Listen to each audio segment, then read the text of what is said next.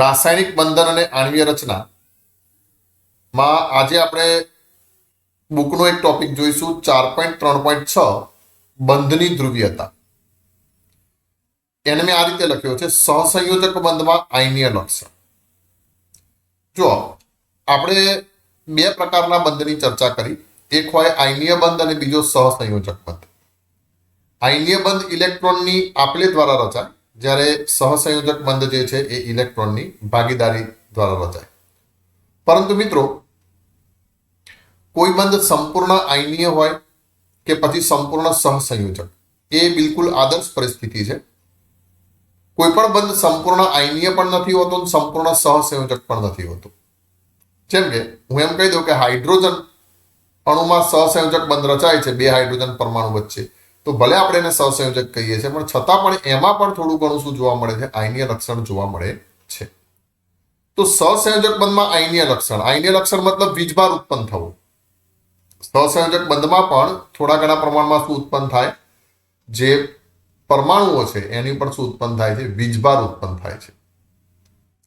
તો એ જે આયનીય લક્ષણ જોવા મળે છે એના આધારે જે સહસંયોજક બંધ છે એના મિત્રો બે ભાગ પડે છે.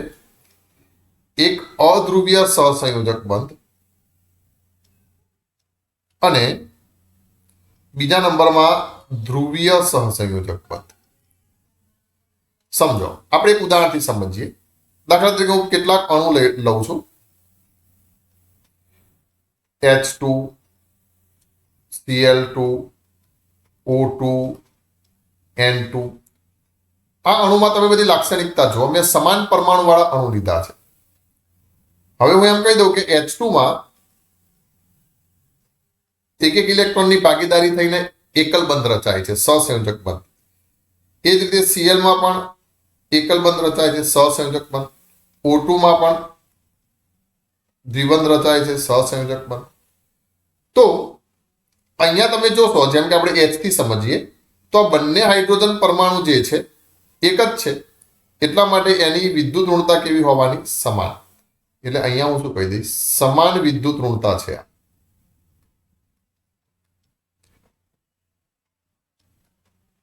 સમાન વિદ્યુત ઋણતા.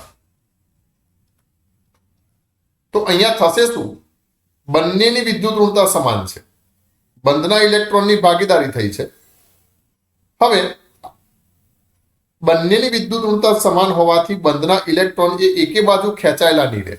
માન લો કે આ હાઇડ્રોજન અને આ હાઇડ્રોજન બંને રસ્સા ખેંચની રમત રમે અને બંને એવું કહે કે ભાઈ હાઇડ્રોજનને હું પોતાની બાજુ, ઇલેક્ટ્રોનને હું પોતાની બાજુ ખેંચી જાઉં, તો આ હાઇડ્રોજન ઇલેક્ટ્રોનને પોતાની બાજુ ખેંચે, આ હાઇડ્રોજન બંધના ઇલેક્ટ્રોનને પોતાની બાજુ ખેંચે. પણ બંનેની વિદ્યુત ઋણતા કેવી છે? સમાન છે. અને વિદ્યુત ઋણતા એટલે તમે જાણો છો, બંધના ઇલેક્ટ્રોનને પોતાની તરફ આકર્ષવાની ક્ષમતા. તો એ બંનેની વિદ્યુત ઋણતા સમાન છે, એટલા માટે આ જે ઇલેક્ટ્રોન જે છે એ એકે બાજુ આકર્ષાતા નથી વધુ પડતા, જેના કારણે આ બંધમાં કોઈ ધ્રુવ ધન કે ઋણ વિદ્યુતભાર ઉત્પન્ન થતો નથી. એટલે આ જે બંધ બન્યો અહીંયા કને, એ સહસંયોજક બંધને આપણે શું કહીશું? અધ્રુવીય સહસંયોજક બંધ કહીશું. એ રીતે અહીંયા પણ એવું છે. અહીંયા પણ બંને Cl છે, બંને વચ્ચે ખેંચાતાણી થાય છે. પેલો કે હું ઇલેક્ટ્રોન યુગ્મને આ મારી બાજુ ખેંચી જાઉં, આ Cl કે હું મારી બાજુ ખેંચી જાઉં, પણ મેળ પડતો નથી, કારણ કે બંનેની તાકાત સરખી છે. એટલે અહીંયા પણ જે બંધ બનશે એ કેવો બનશે? અધ્રુવીય સહસંયોજક બંધ બનશે.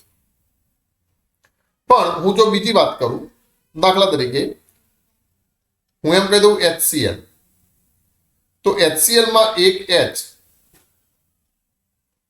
અને એક Cl વચ્ચે સહસંયોજક બંધ રચાય છે, એક ઇલેક્ટ્રોનની ભાગીદારી થઈને. બરાબર, અહીંયા Cl જોડે બીજા પોતાના યુગ્મો છે, જે હું ખાલી દર્શાવી દઉં એમને દર્શાવવા ખાતર. પણ હવે શું થશે? તો આ Cl ની વિદ્યુત ઋણતા એ H કરતા વધારે છે. એટલે આ Cl શું કરશે? તો બંધના ઇલેક્ટ્રોનને એ પોતાની તરફ આકર્ષશે. મતલબ અહીંયા જે આ બંધના ઇલેક્ટ્રોન છે એ ઇલેક્ટ્રોન યુગ્મ એ કોની તરફ આકર્ષાયેલું રહેશે મિત્રો? Cl તરફ આકર્ષાયેલું રહેશે. કેમ? કારણ કે Cl ની વિદ્યુત ઋણતા વધારે છે. એટલે Cl ઉપર અહીંયા કને ઇલેક્ટ્રોન આ દિશામાં આકર્ષાયેલા રહે છે, જેના કારણે Cl ઉપર મિત્રો આંશિક ઋણ વીજભાર જોવા મળે છે, જેને આપણે કહેશું માઇનસ ડેલ્ટા, અને H ઉપર આંશિક ધન વીજભાર જોવા મળે છે, જેને આપણે કહેશું પ્લસ ડેલ્ટા. સમજો, આંશિક વીજભાર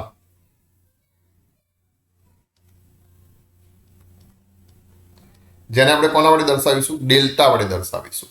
જો એ આંશિક ઋણ વીજભાર હશે તો માઇનસ ડેલ્ટા, અને આંશિક ધન વીજભાર હશે તો પ્લસ ડેલ્ટા. તો આંશિક ઋણ વીજભાર અહીંયા અને આંશિક ધન વીજભાર અહીંયા, મતલબ અહીંયા વિદ્યુત ધ્રુવ ઉત્પન્ન થયા.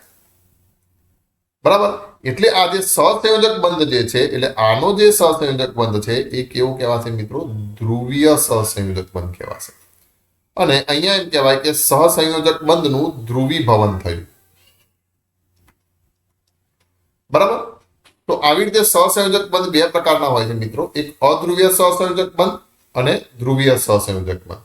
તો જો મારે વ્યાખ્યા લખવી હોય તો પહેલા હું લખું છું અધ્રુવીય સહસંયોજક બંધ.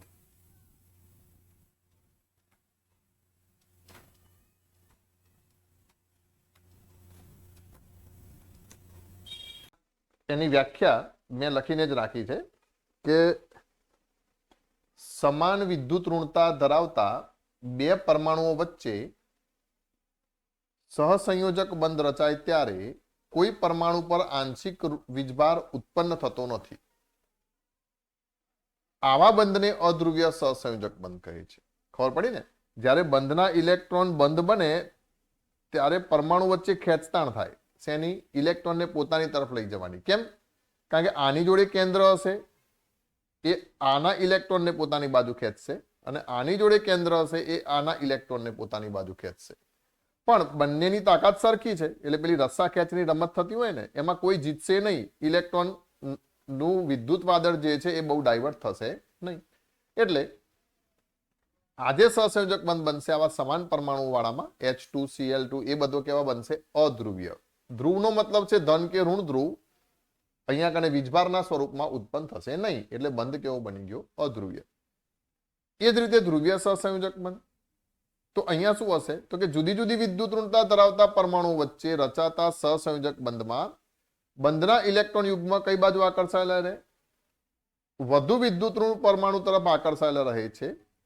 પરિણામે ઓછા વિદ્યુત ઋણ ઘટક ઉપર આંશિક ધન વીજભાર, જેને કહેશું પ્લસ ડેલ્ટા, અને વધુ વિદ્યુત ઋણ ઘટક ઉપર આંશિક ઋણ વીજભાર, મતલબ સોરી, અહીંયા ઋણ વીજભારને શું કહી દઈશું? અહીંયા મેં પ્લસ લખી નાખ્યું છે, પણ ઋણ વીજભારને શું કહેશું? માઇનસ ડેલ્ટા ઉદ્ભવે છે. આવા બંધને શું કહેવાય? ધ્રુવીય સહસંયોજક બંધ. જેમ કે HF, H2O, NH3 વગેરે. જેમ કે સમજો, હું એમ કહી દઉં કે અહીંયા H અને F, તો વિદ્યુત ઋણતા કોની વધારે છે? ફ્લોરિનની વધારે છે.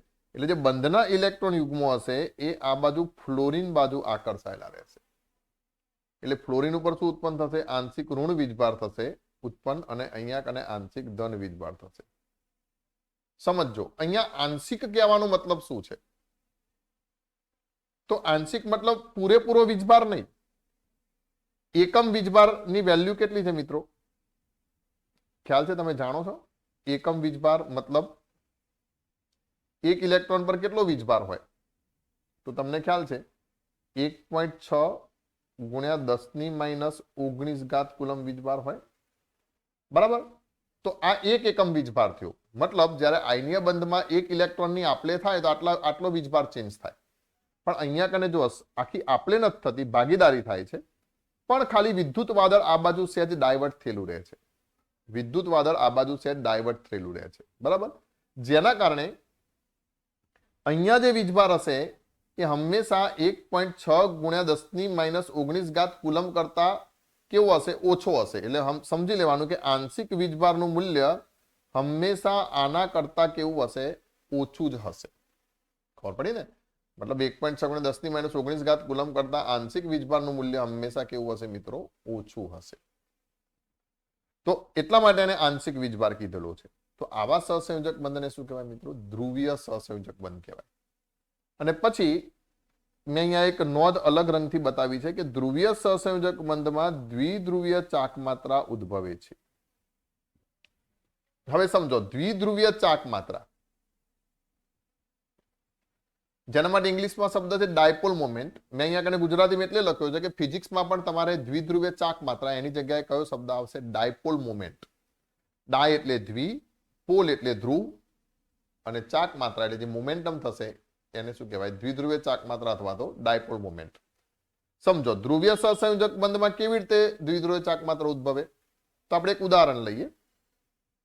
તમે પેલો બગીચામાં ચીચવો જોયો હશે, સીસો. ચીચવામાં ખબર છે ને, એક છોકરો અહીંયા બેઠો હોય, એક છોકરો અહીંયા બેઠો હોય, પછી આવી રીતે ઉચક નીચક હિંચકા ખાય, તો આ બાજુ વાળો છોકરો જો એનું વેટ આ બાજુ ડાયવર્ટ કરશે આમ, તો આ હિંચકો નીચેની તરફ નમશે. જે છોકરો પછી આ બાજુ વાળો છોકરો આમ ડાયવર્ટ કરશે ને આ છોકરો થોડુંક વેટ આ બાજુ ડાયવર્ટ કરશે, તો હિંચકો આ બાજુ નમશે. તો આવી રીતે જો બંને છોકરાના વજન સરખા હશે તો હિંચકો એમને જ રહેશે, મતલબ સંતુલન જળવાઈ રહેશે. પણ જો બંને પોતપોતાનું વેટ થોડું થોડું ડાયવર્ટ કરશે, વજન સરખા હોય એ નહીં, પણ જો વેટ ડાયવર્ટ થાય તો પણ અહીંયા કને હિંચકો વાઇબ્રેટ થશે, અને જે હિંચકો વાઇબ્રેટ થશે એને શું કહેવાય? દ્વિધ્રુવીય ચાક માત્રા. જેમ કે હું એમ કહી દઉં કે અહીંયા કને ફ્લોરિન બેઠો છે આ જગ્યાએ, અને આ જગ્યાએ શું બેઠો છે? હાઇડ્રોજન બેઠો છે. તો ફ્લોરિનની વિદ્યુતઋણતા વધારે છે એટલે બંધના ઇલેક્ટ્રોનનું વાદળ જે છે એ આ બાજુ ડાયવર્ટ થશે. માટે ફ્લોરિન ઉપર આંશિક ઋણ વીજભાર માઇનસ ડેલ્ટા અને એચ ઉપર આંશિક ધન વીજભાર પ્લસ ડેલ્ટા ઉદ્ભવ્યો. અચ્છા, વીજભાર તો ઉદ્ભવ્યો પણ વિદ્યુત વાદળ આ બાજુ ડાયવર્ટ થયું. આ બાજુ ડાયવર્ટ થવાના કારણે આ ચીચવામાં શું થશે? આમાં વાઇબ્રેશન આવશે. એ જે વાઇબ્રેશન છે એને શું કહેવાય મિત્રો? ડાયપોલ મોમેન્ટ કહેવાય. હવે એ ડાયપોલ મોમેન્ટ અથવા તો જે દ્વિધ્રુવીય ચાક માત્રા છે એ સ્વાભાવિક છે. કોના ઉપર આધાર રાખશે? તો આ વીજભાર કેટલો છે એના ઉપર આધાર રાખશે, મતલબ ઉત્પન્ન થયેલા આંશિક વીજભારની માત્રા, અને બીજું આ વીજભારના કેન્દ્રો જે છે, મતલબ આંશિક ઋણ વીજભાર અને આંશિક ધન વીજભાર વચ્ચે કેટલું અંતર છે એ અંતર ઉપર આધાર રાખશે.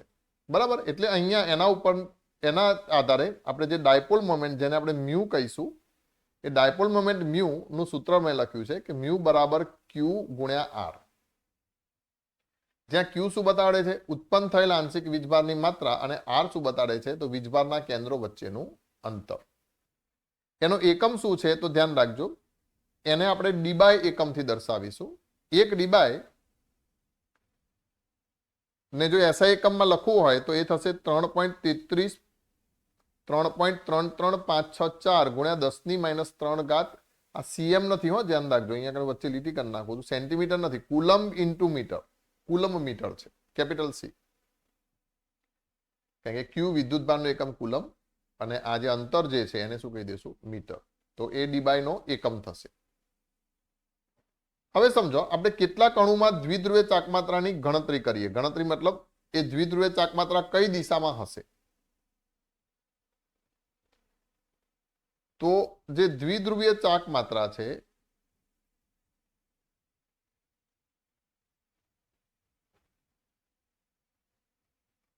બરાબર, એ દ્વિધ્રુવીય ચાકમાત્રાનો જે દ્વિધ્રુવ હશે,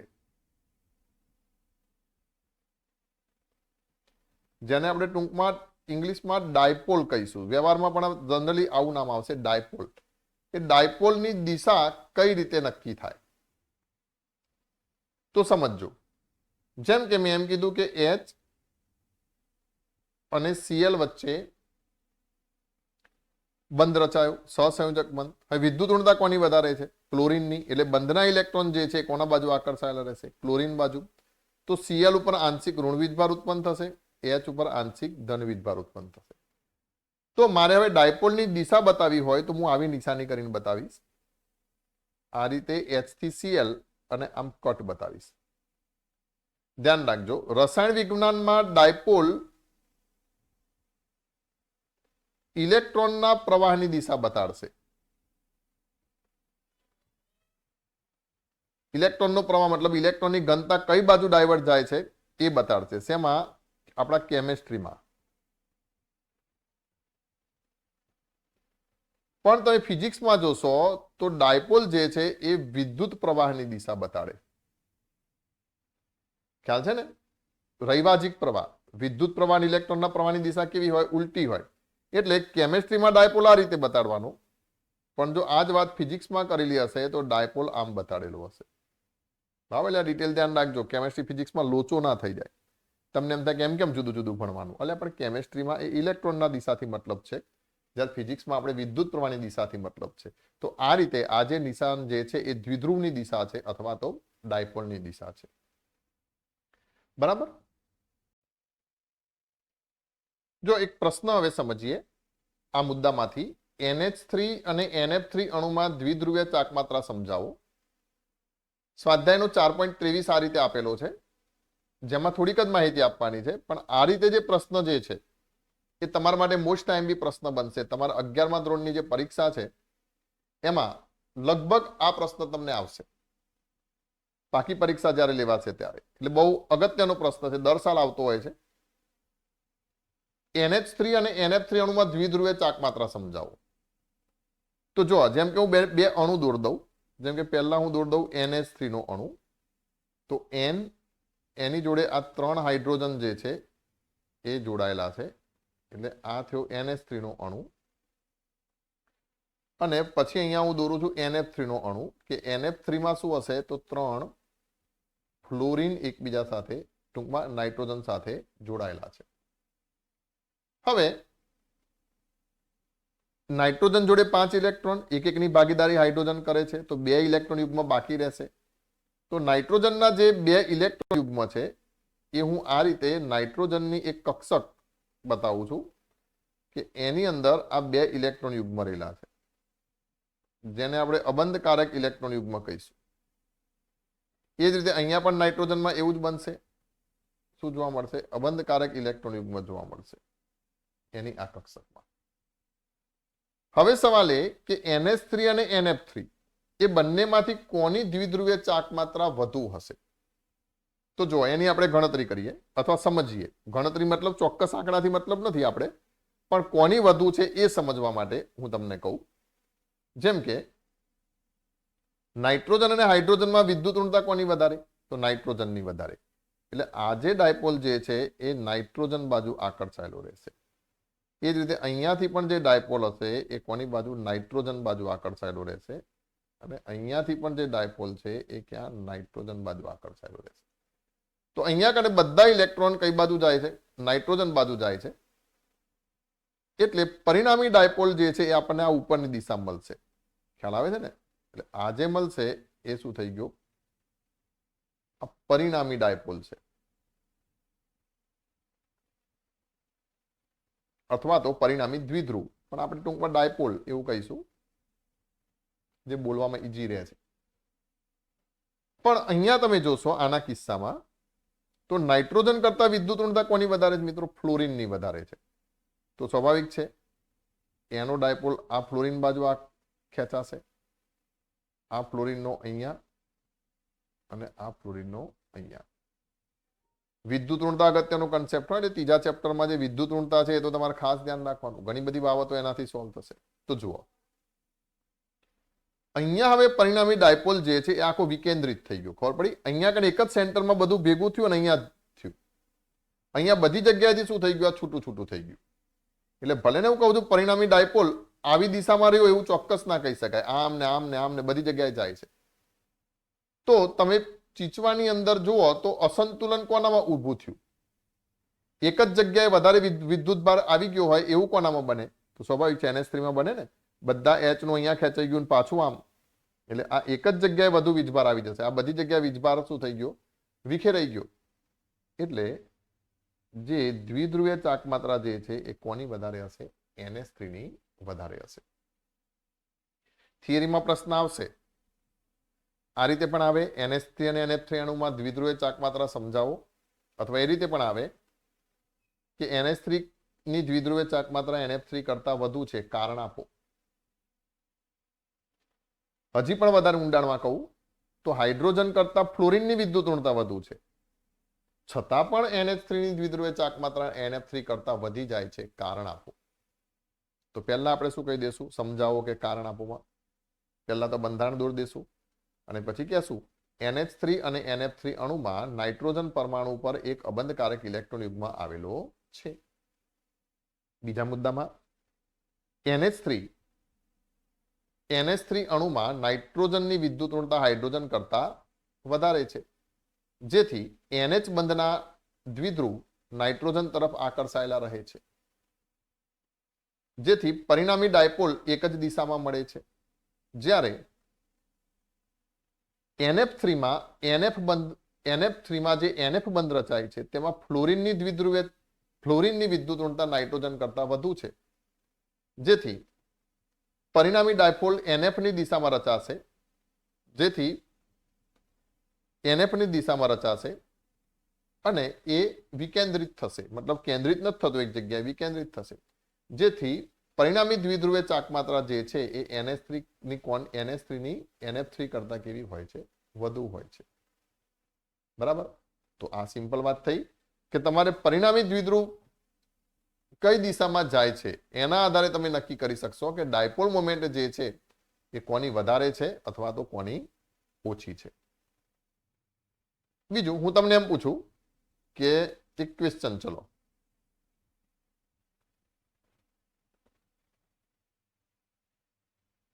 નીચેના અણુઓ પૈકી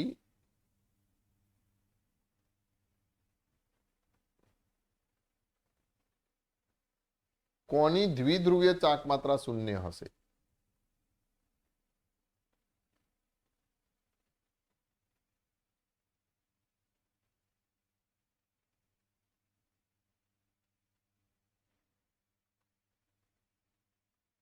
CO2, PCl3, PCl5, પછી એક આપણે લઈ લઈએ, ચલો PCl3, PCl5, CH2Cl2. પરિણામી દ્વિધ્રુવીય ચાકમાત્રા શૂન્ય. તો જુઓ કેવી રીતે નક્કી કરશો? તો પહેલા CO2 લઈ લઈએ. આવી રીતે આ CO2 નો આકાર છે. તો જુઓ, આ ડાયપોલ આ દિશામાં ગયો, ઓક્સિજનની વિદ્યુત ઋણતા વધારે. આ ડાયપોલ આ દિશામાં ગયો, ઓક્સિજનની વિદ્યુત ઋણતા વધારે. આ રેખીય બંધારણ ધરાવે છે, એટલે આની પરિણામી દ્વિધ્રુવીય ચાકમાત્રા કેવી થઈ જશે? 0 થઈ જશે. બીજું જુઓ, PCl3. તો અહીંયા કને હું મૂકી દઉં P, Cl, Cl અને Cl, અને અહીંયા અબંધકારક ઇલેક્ટ્રોન યુગ્મ. તો આ બંધના ઇલેક્ટ્રોન જે છે કોણ ખેંચી જશે? Cl ખેંચી જશે. પણ અહીંયા સમજો, અબંધકારક ઇલેક્ટ્રોન યુગ્મમાં આવેલા છે કે જેની ઇલેક્ટ્રોન ઘનતા તો ઘણી બધી વધારે હશે. ભલે ને અહીંથી આ બંધના ઇલેક્ટ્રોન આ ખેંચી જાય, પણ છતાં ઇલેક્ટ્રોન ઘનતા આની જોડે ઘણી બધી રહેશે. ખ્યાલ આવે છે ને? એટલે પરિણામી ડાયપોલ તો આ બાજુ જ જવાનું, ભલે આમ ખેંચી જાય છે. NF3માં પણ એ વાત કહી દઉં, પરિણામી ડાયપોલ જે છે આ બાજુ જ જવાનો, પણ આના કરતા કેવો હશે? ઓછો હશે. કેમ? કારણ કે આને આ બાજુ ખેંચવા વાળા છે ને, એટલે આમાંથી આમાં આ વધારો કરશે અબંધકારક ઇલેક્ટ્રોન યુગ્મની ઘનતામાં, પણ આ શું કરશે? ઘટાડો કરશે, કારણ કે આ બાજુ ઊંધું ખેંચી જાય છે. એટલે અહીંયા ડાયપોલ આ બાજુ, પણ આપણે કેટલાથી તો મતલબ જ નથી. તો આના માટે mu does not equal to 0. પરિણામી શૂન્ય નહીં થાય, કારણ કે આમ ખેંચે છે, પેલો આ બાજુ ખેંચે છે. પણ માની લો કે એની જગ્યાએ અહીંયા હું મૂકી દઉં છું PCl5. તો ધ્યાન રાખજો, એક Cl, બીજો Cl, ત્રીજો, ચોથો અને પાંચમો. અહીંયા કોઈ અબંધકારક ઇલેક્ટ્રોન યુગ્મ નથી PCl5માં. કેમ? કારણ કે ફોસ્ફરસની બાયતમ કક્ષામાં કેટલા ઇલેક્ટ્રોન? 5. એક ક્લોરીન કેટલા જોડે ભાગીદારી કરે? 5. એટલે કેટલા થઈ ગયા? 0. તો અહીંયા કોઈ પણ અબંધકારક ઇલેક્ટ્રોન યુગ્મ નથી, અને બધી જગ્યાએ જુદી જુદી દિશાએ ખેંચવા વાળા પડ્યા છે. આ Cl આ બાજુ, આ બાજુ, આ બાજુ, આ બાજુ. બરાબર. તો અહીંયા મ્યુ 0 થઈ જશે. ટૂંકમાં તમારે એવું યાદ રાખવાનું કે અબંધકારક ઇલેક્ટ્રોન યુગ્મ ના હોય અને આજુબાજુ સરખા પરમાણુ હોય. બોલું છે, ધ્યાન રાખો ખાસ. અબંધકારક ઇલેક્ટ્રોન યુગ્મ ના હોય મધ્યસ્થ પરમાણુમાં અને આજુબાજુ સરખા પરમાણુ હોય, તો દ્વિધ્રુવીય ચાકમાત્રા હંમેશા કેવી થશે? 0 થશે. પણ પહેલી શરત એ કે તમને અબંધકારક ઇલેક્ટ્રોન યુગ્મ જે બંધ બનાવવામાં ભાગ લેતા નથી એ ગણતા આવડવા જોઈએ, તો જ તમને ખબર પડે. જો એ ગણતા ના આવડે તો બધું ભૂલી જવાનું. બરાબર? એટલે જો તમને ગણતા નથી આવડતા તો તમે મને કોમેન્ટ કરજો, મેસેજમાં મોકલજો, તો હું તમને પછી એ ગણતા શીખવાડીશ, કારણ કે એ શીખવું એ જ અગત્યનું છે. બરાબર? ચલો ચોથા નંબરમાં જોઈએ CH2Cl2. તો જોજો, હવે હું એમ કહી દઉં કે અહીંયા એક H લખ્યો, બીજો એક H લખ્યો, એક Cl લખ્યો, એક Cl લખ્યો. તો આ H જે છે એ આ બાજુ ધકેલશે, H ઇલેક્ટ્રોનને આ બાજુ ધકેલશે. એનાથી ઊંધું બોલું તો પણ સાચું કે આ કાર્બનની વિદ્યુતઋણતા વધારે, ઇલેક્ટ્રોનને પોતાની તરફ આકર્ષશે, પણ પાછું આ Cl એને આ બાજુ લઈ જશે જુદી જુદી દિશામાં. અબંધકારક ઇલેક્ટ્રોન યુગ્મ નથી, કારણ કે કાર્બનની બાહ્યતમ કક્ષામાં 4 ઇલેક્ટ્રોન ને 4 બંધ બની ગયા છે. અબંધકારક ઇલેક્ટ્રોન યુગ્મ નથી. અહીંયા પણ નથી. PCl ની બાહ્યતમ કક્ષામાં 5 ઇલેક્ટ્રોન ને 5 બંધ બની ગયા છે. છતાં પણ આની mu does not equal to 0 થશે. આની 0 થઈ. કેમ? કારણ કે બધા Cl છે, દેખાય ને? આ બધા Cl નથી, આ Cl છે ને આ H છે. તો H આ બાજુ ઇલેક્ટ્રોન ધકેલશે અને Cl આ બાજુ લઈ જશે. એટલે પરિણામી ડાયપોલ જે છે એ તમને આ દિશામાં જોવા મળશે. ખ્યાલ આવે છે ને વાત? એટલે મ્યુ જે છે શું થઈ જશે? ડઝ નોટ ઇક્વલ ટુ 0 થઈ જશે. તો અહીંયા તમારે એક ખાસ હિન્ટ યાદ રાખી લેવાની.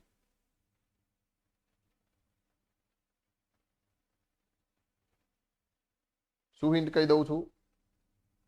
જો અબંધકારક ઇલેક્ટ્રોન યુગ્મ લોન પેર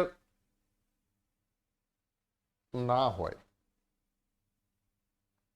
અને મધ્યસ્થ પરમાણુની આસપાસ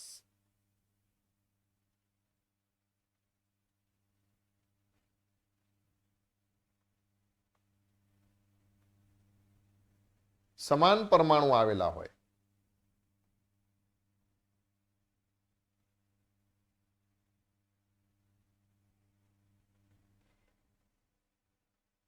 તો એવા પરમાણુ માટે તમારે મ્યુ બરાબર શું કરી લેવાનું? 0 લઈ લેવાની.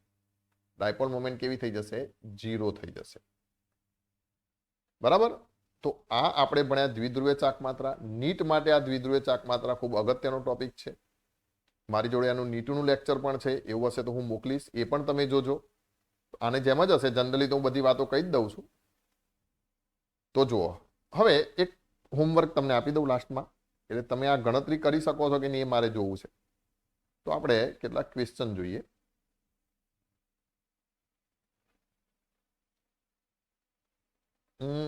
ક્વેશ્ચનનું ફોર્મેટ આપણે આ રીતે બનાવીએ. H2O, પછી NH3,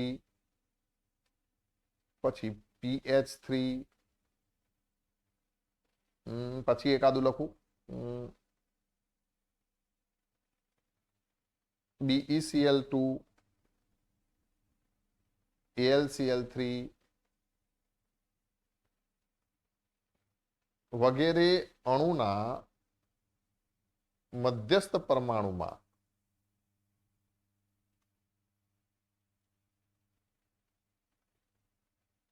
અબંધકારક ઇલેક્ટ્રોન યુગ્મ, જેને આપણે શું કહેશું? લોન પેર ની સંખ્યા ગણો.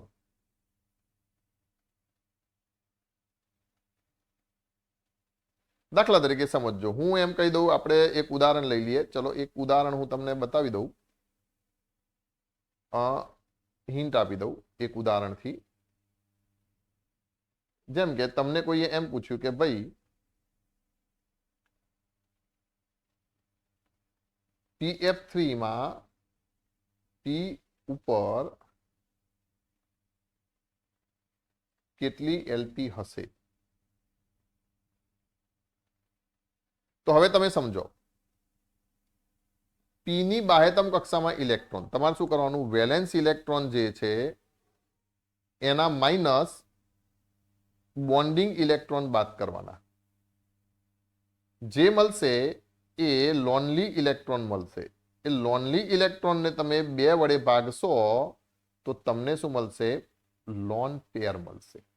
ખબર પડી?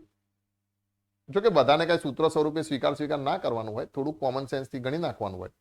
જેમ કે અહીંયા કને આ ફોસ્ફરસની બાહ્યતમ કક્ષામાં કેટલા ઇલેક્ટ્રોન છે? 5.